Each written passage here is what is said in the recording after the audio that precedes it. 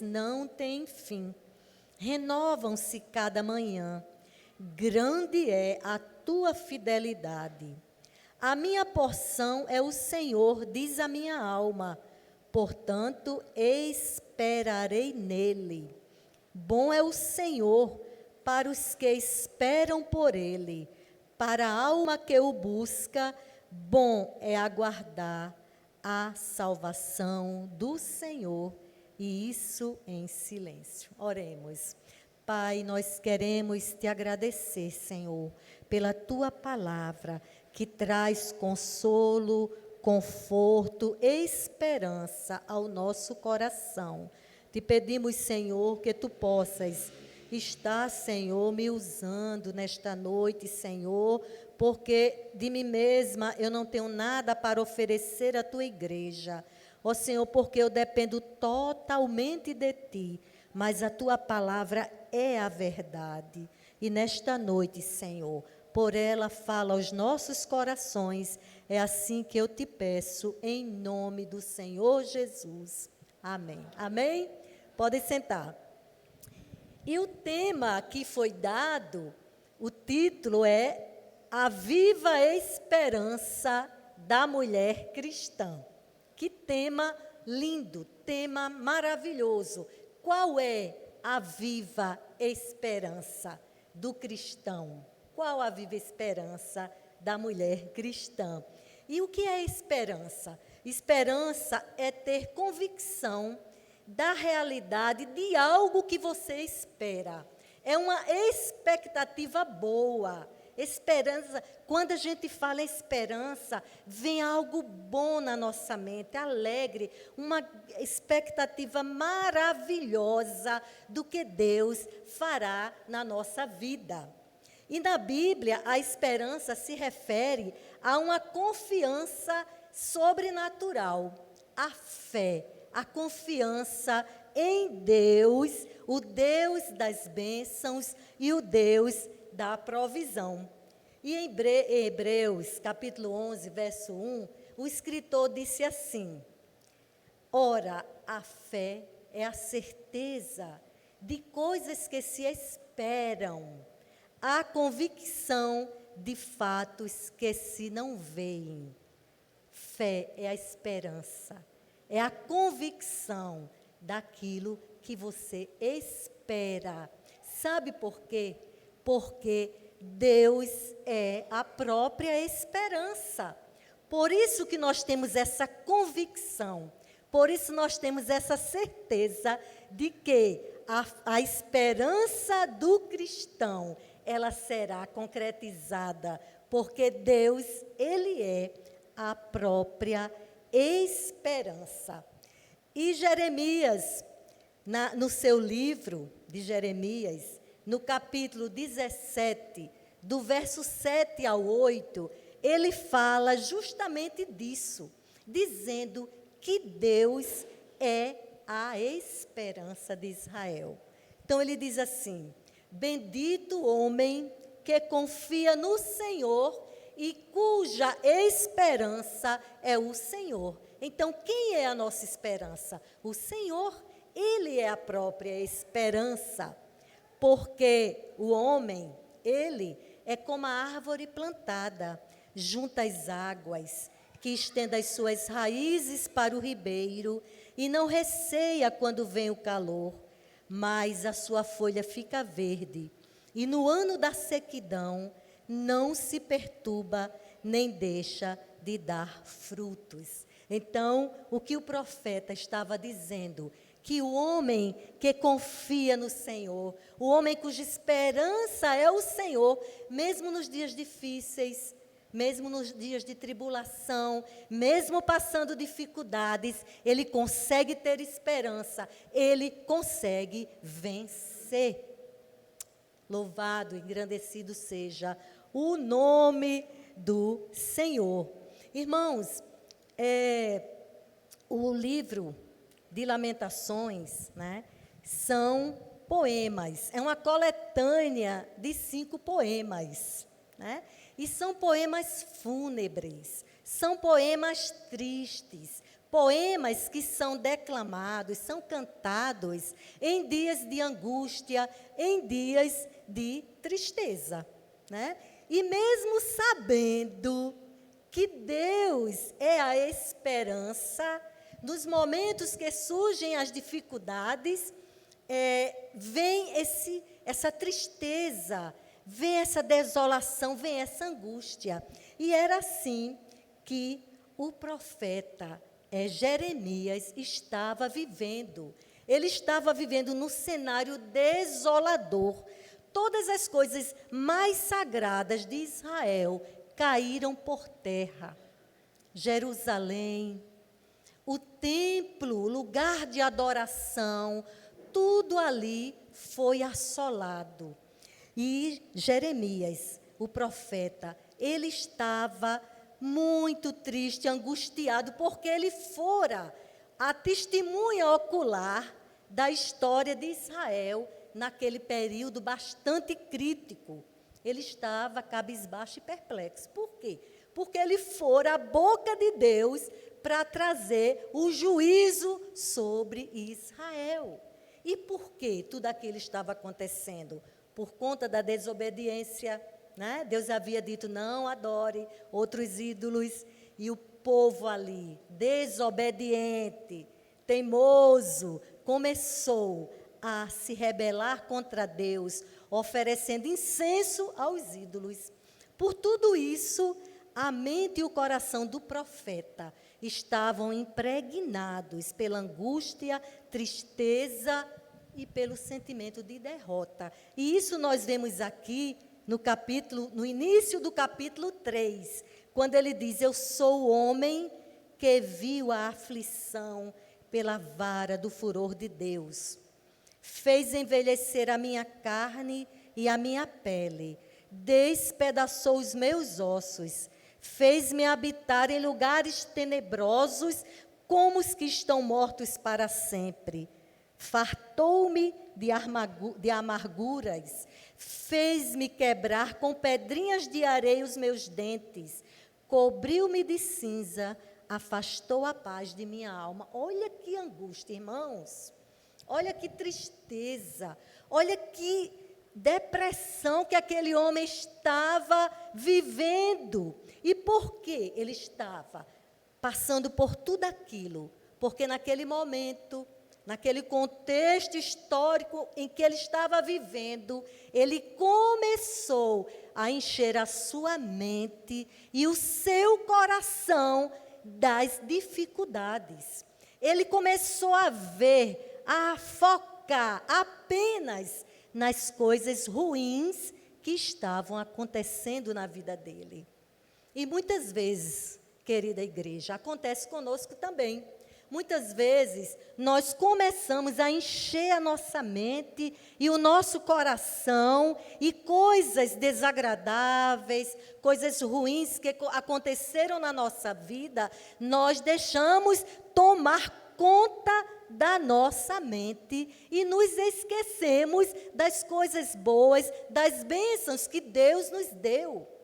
Muitas vezes é no próprio casamento. Quantas vezes você esquece do início do seu casamento, aqueles dias maravilhosos das núpcias, depois do nascimento dos filhos, tantas coisas boas, viagens juntos, e de repente, uma palavra, uma atitude do marido ou da mulher faz com que você se entristeça, e vai abrindo brechas, e vai esfriando, e muitas vezes desiste até de vir à casa do Senhor. Por quê? Sua mente começou a se encher, e apenas a se lembrar, e a focar as coisas difíceis no seu casamento. Mas no momento que você para, e volta e diz, não, foi bom, foi maravilhoso. E aí, você começa a orar e o Espírito Santo começa a liberar perdão no seu coração. Muitas vezes é do emprego, você se esforça, é um bom trabalhador, uma pessoa que chega no horário, faz um trabalho eficaz e, de repente, você não é reconhecido pelo seu chefe. E aquilo vai trazendo tristeza e você vai desanimando, vai fazendo de qualquer jeito o trabalho, vai dando mau testemunho. E até, irmãos, na igreja, quantas vezes as pessoas recebem uma palavra de desânimo, às vezes são magoadas no seio da própria igreja. Coisas ruins que acontecem e você diz, não, vou procurar uma igreja perfeita. Mas sabe o que acontece? A igreja que você for, você vai levar as suas imperfeições. Não existe igreja perfeita. Mas você ficou triste, desanimado, não vou mais, não quero mais. E vai esfriando, e vai perdendo a intimidade com Deus. Então, assim como o profeta estava apenas olhando para o que estava acontecendo ao seu redor, nós também muitas vezes ficamos apenas enchendo a nossa mente com coisas ruins e desagradáveis. E o nosso coração, a nossa alma, ela vai ficando acrisolada, ela vai ficando aprisionada como um cofre. E eu estava pensando, um cofre, dentro deste cofre você pode colocar geralmente coisas importantes, coisas valiosas, não é verdade? Nós colocamos no cofre coisas valiosas, coisas importantes, joias, dinheiro, né? Mas também às vezes pode ter coisas ruins, como arma, algum documento, né, que não é legal. E para abrir aquele cofre, é preciso você acessar uma senha, né? Ou, se for como antigamente, um cadeado. Você precisa acessar. Desta mesma forma, querida igreja, é o nosso coração, é a nossa mente. Se nós ficarmos enchendo o nosso coração de coisas ruins, de coisas desagradáveis, sentimentos, emoções, palavras ditas, situações que nos feriram, situações que nos magoaram, o seu coração e a sua mente vai ficar distante da presença do Senhor. Mas Jeremias, ele tomou uma atitude. Jeremias tomou uma atitude e teve remédio para a sua alma, e teve remédio para a sua dor, e teve remédio para a sua angústia, para a sua tristeza, para a sua depressão, né? E Paulo, escrevendo aos Filipenses, no capítulo 4, verso 8, o que é que ele diz? É um texto bastante conhecido. Ele diz, tudo que é verdadeiro, tudo que é respeitável, tudo que é puro, amável, que tenha boa fama, se alguma virtude há, sejam isso que ocupem o quê? O vosso pensamento.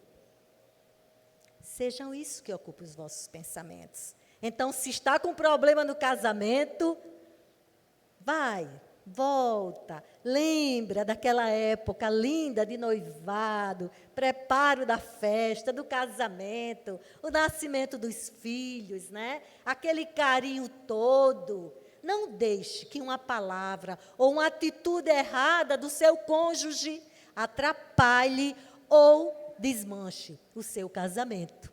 E o inimigo está aí, ao derredor, buscando a quem possa tragar. Destruindo um casamento não destrói apenas os cônjuges, destrói a vida dos filhos e de toda a família, da sogra, do sogro, é terrível. Então não deixe que nada ruim permaneça na sua mente. Aí você pode dizer, mas Virgínia, não é fácil. Não é fácil esquecer, realmente não é fácil. Mas quando nós começamos a pedir ao Espírito Santo, eu preciso estar em sintonia com Deus. Eu preciso estar em sintonia com Deus. Então, o Espírito Santo, ele vem ao nosso coração e libera o quê? Libera o perdão. O perdão vai ser a chave para abrir o cadeado. O perdão vai ser a chave para você acessar o seu coração e o Espírito Santo poder entrar, lavar, tirar todo esse lixo de coisas ruins que ficam acumulados por anos e anos, atrapalhando nossa vida, atrapalhando o nosso crescimento espiritual, a nossa sintonia com Deus. Então é preciso deixar que o Espírito Santo, ele abra, ele tire as travas, ele quebre as trancas da nossa alma.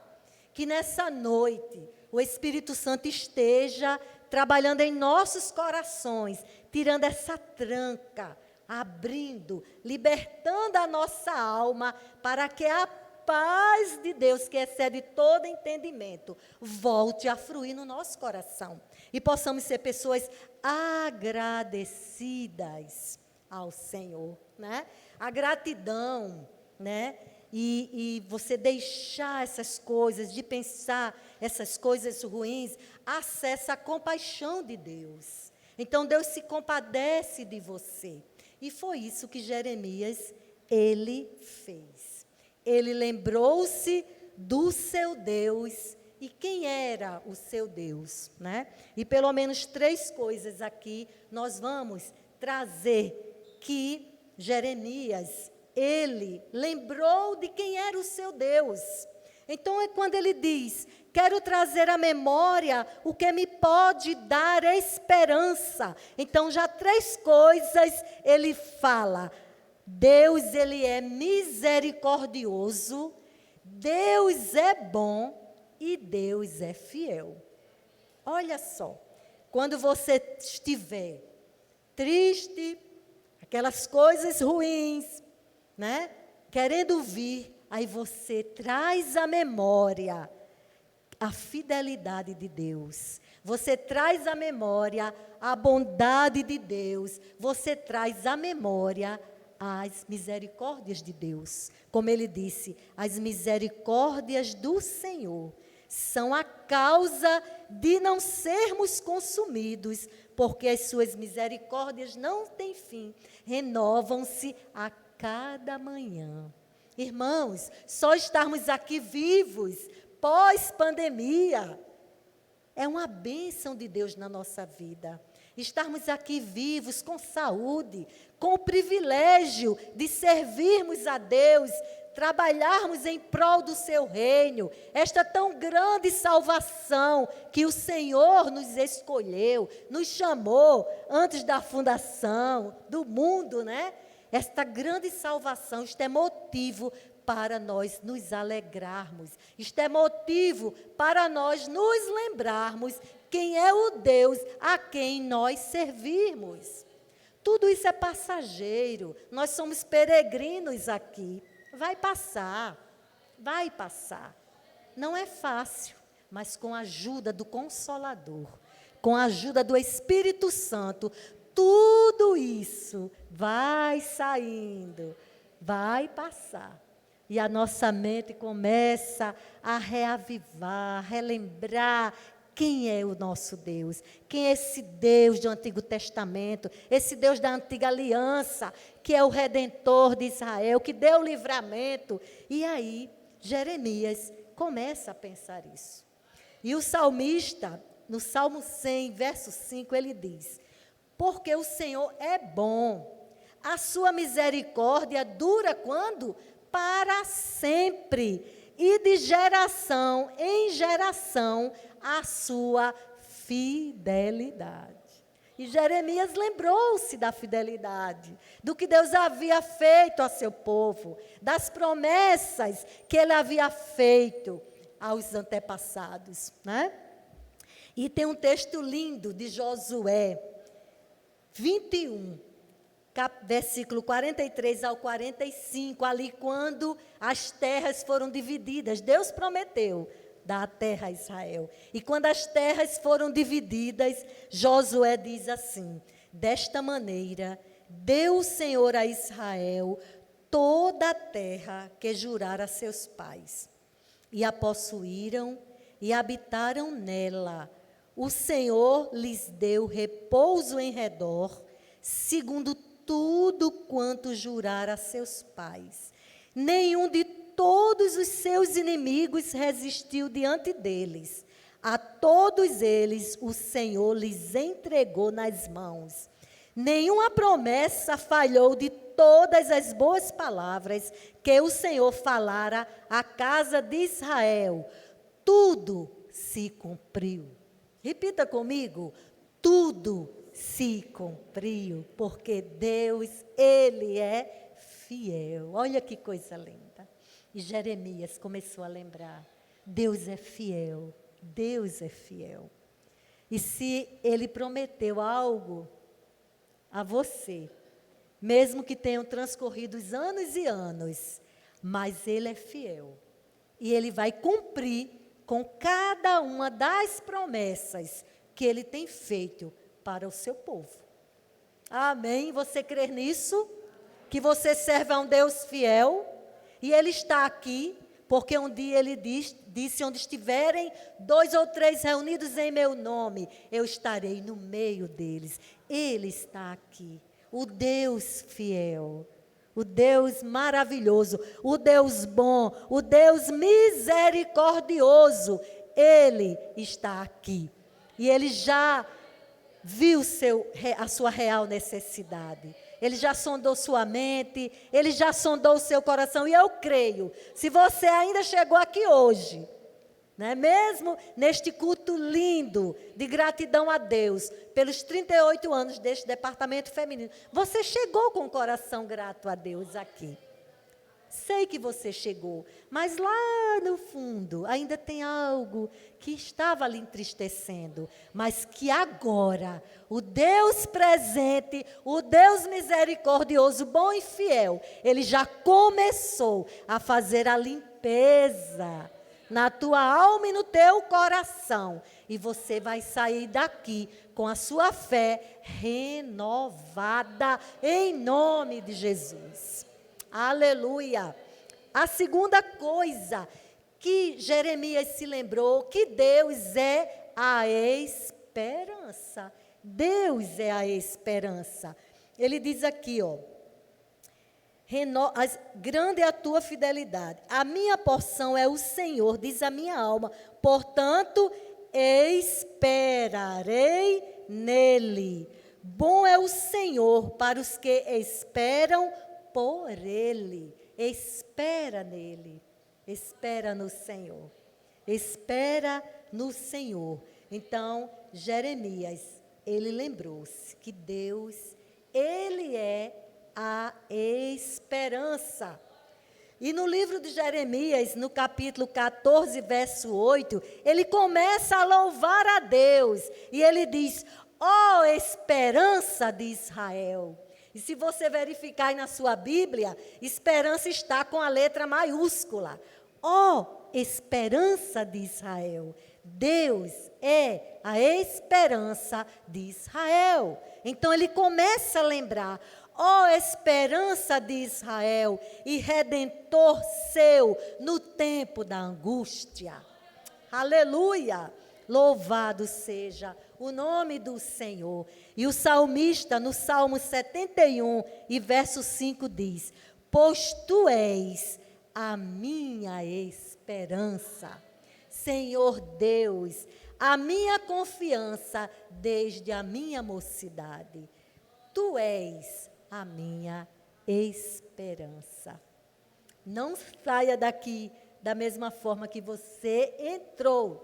Talvez você não tenha entrado assim, mas eu creio que alguém entrou assim, dizendo: Senhor, eu preciso ouvir a tua voz. Eu preciso que tu me dê uma chacoalhada hoje à noite, porque eu estou cansada de me lembrar de tanta coisa ruim que aconteceu na minha vida. Mas hoje, Senhor, eu quero trazer à memória o que pode me trazer esperança.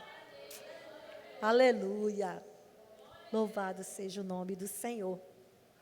E em terceiro lugar, irmãos, uma coisa maravilhosa. Jeremias, ele reconhece que Deus é suficiente em sua vida, né? Quando ele diz assim, ó, a minha porção é o Senhor.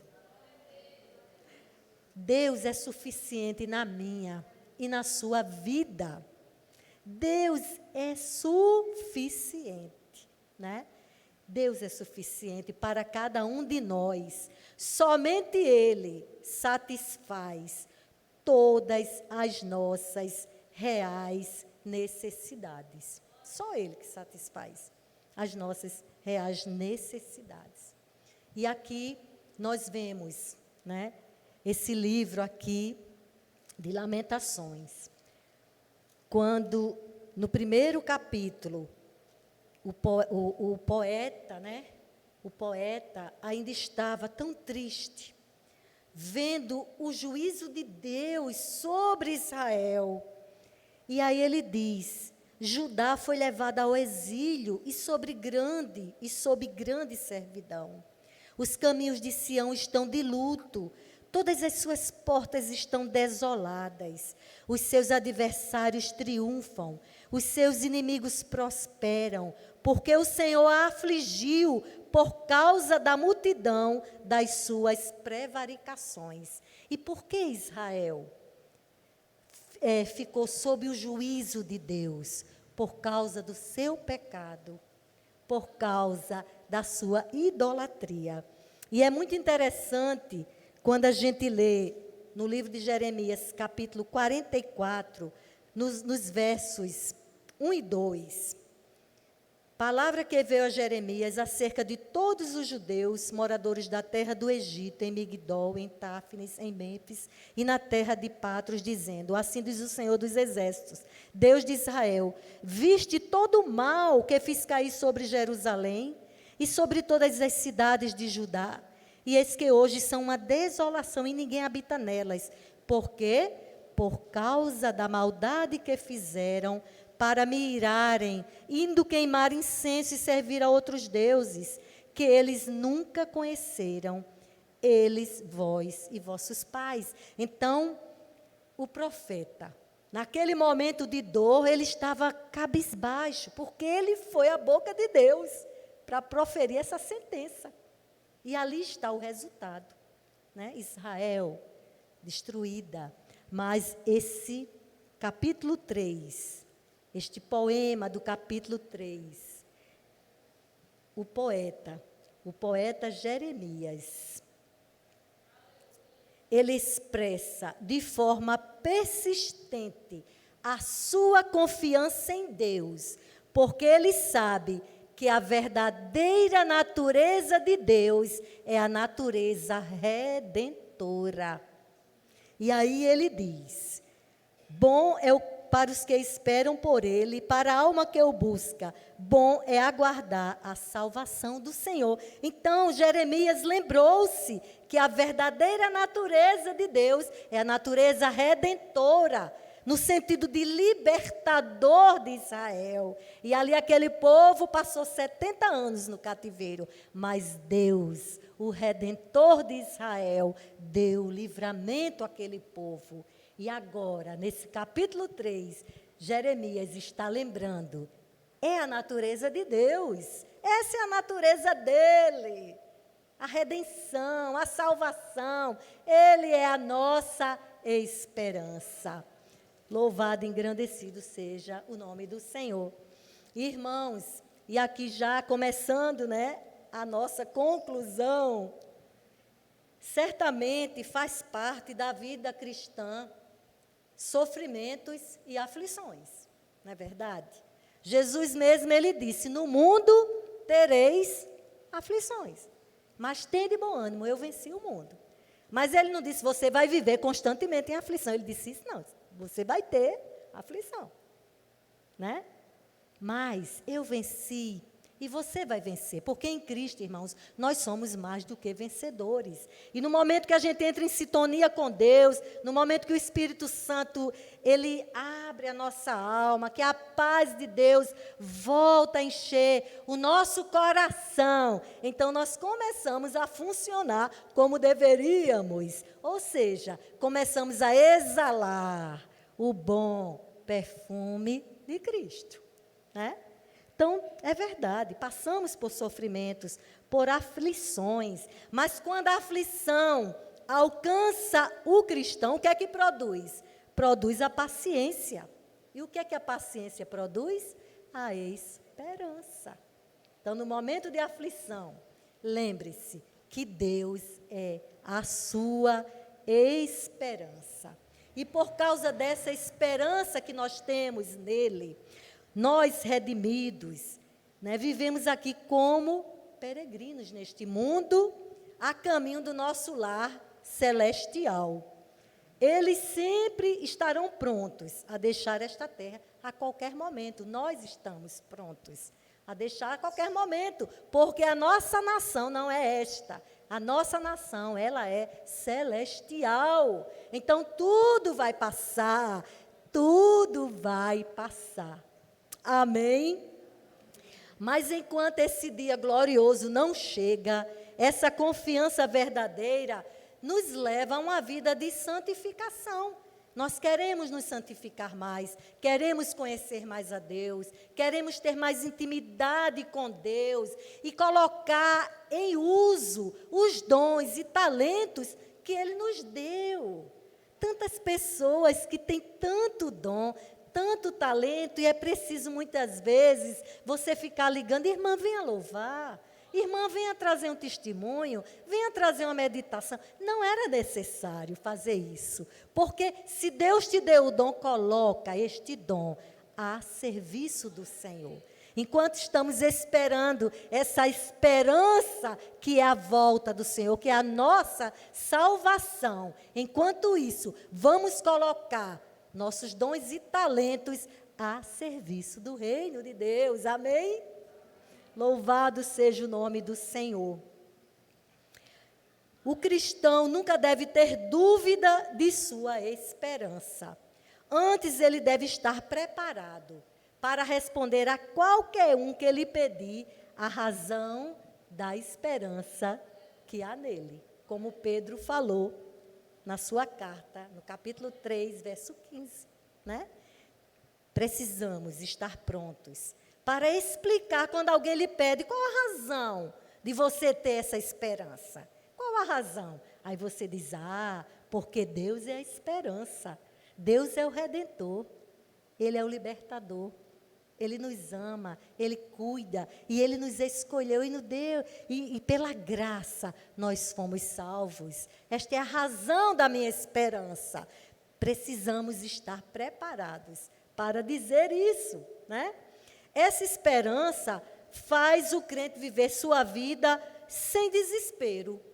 Não se desespere. Chegou a tribulação, chegou a dificuldade, ore ao Senhor, espere, né? Ore com ações de graças, e a paz de Deus, que excede todo entendimento, guardará vosso pensamento e a vossa alma em Cristo Jesus. Então, guarda o pensamento, para que não tenha depressão, não venha dificuldades, e o coração, para que a gente ame cada vez mais, né? Louvado seja Deus.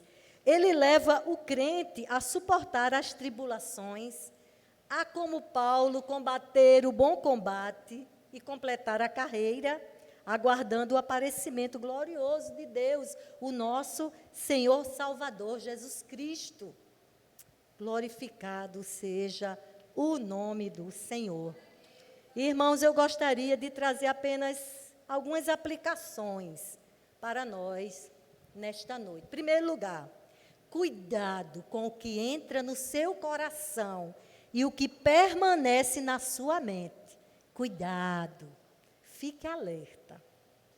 Sempre que algo trouxer um pensamento, algo que vai atrapalhar você, Aí você traz à memória o que ele pode trazer esperança. Cuidado que entra no seu coração. Trate do seu coração e da sua mente, se possível, todo dia, vai expurgando os pensamentos, coisas ruins que lhe atrapalham. E se você ainda não escolheu, escolha hoje Cristo como a esperança da sua vida, porque Cristo é a esperança da mulher cristã. Cristo é a esperança de todo aquele que crer nele. Por isso é necessário receber essa salvação tão linda, como Paulo escreve ali aos Romanos, no capítulo 10, a partir do versículo 8, né? Ele diz, porque com o coração se crer para a justiça e com a boca se confessa para a salvação. Cristo é a real, é a viva esperança da mulher, do homem, da criança, do adolescente, do jovem cristão. Que o Senhor, Ele possa nos abençoar, irmãos, e não deixar que circunstâncias negativas atrapalhem a sua caminhada com o Senhor. Que Ele possa nos abençoar nesta noite. E eu gostaria de pedir licença ao pastor e fazer uma oração. Uma oração. Você que chegou aqui nesta noite, né? Se todos pudessem ficar de pé, fechar seus olhos.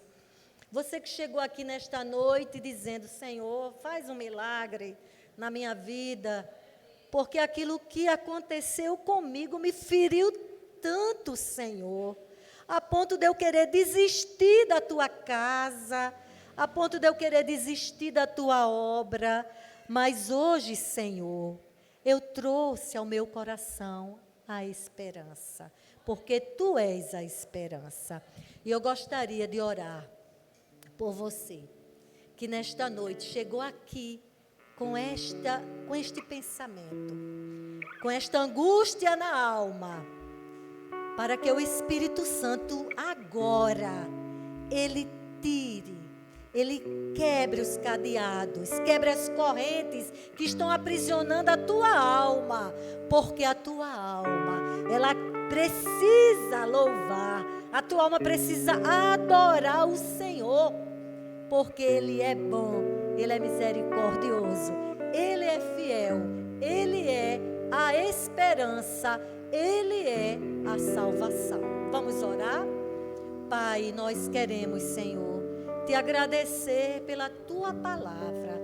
Nesta noite, Senhor, de ações de graças, nós queremos trazer à memória o que nos traz esperança. A tua bondade, a tua fidelidade, o teu amor, a tua salvação, a esperança que temos de um dia viver contigo eternamente, porque tu prometeste que iria guardar o lugar, ia nos buscar para levar para ti mesmo. E esta é a nossa esperança, de um dia nos encontrarmos contigo e vivermos eternamente, onde não haverá dor, nem tristeza, nem lágrimas. E que possamos neste mundo, Senhor, começar já, ó Deus, a viver com alegria, sabendo como será o nosso futuro. Ó Deus, aquela pessoa que chegou aqui nesta noite, com toda esta carga tão pesada, alivia, Senhor, porque um dia tu disseste, vinde a mim, e toma o meu jugo, que é leve, que é suave. Ó Senhor, que a alma que chegou aqui, Senhor, acrisolada, ela possa sair livre, alegre e cheia de paz e de gratidão, porque tu és o Deus da esperança. Abençoa, Senhor, as nossas vidas. Continua abençoando estas mulheres, este departamento, Senhor. Abençoa esta igreja. Abençoa o pastor, Senhor. Ó Deus, continua usando com poder, sabedoria e graça o teu filho. Muito obrigada, Senhor, pelo privilégio de falar da tua palavra, que é a verdade. Tudo passa, mas a tua palavra nunca passará. Em nome de Jesus, nós oramos agradecidos. Amém. Amém. Que Deus possa, irmãos, nos abençoar, nos levar de volta aos nossos lares e que tenhamos uma semana de paz, uma semana de vitória.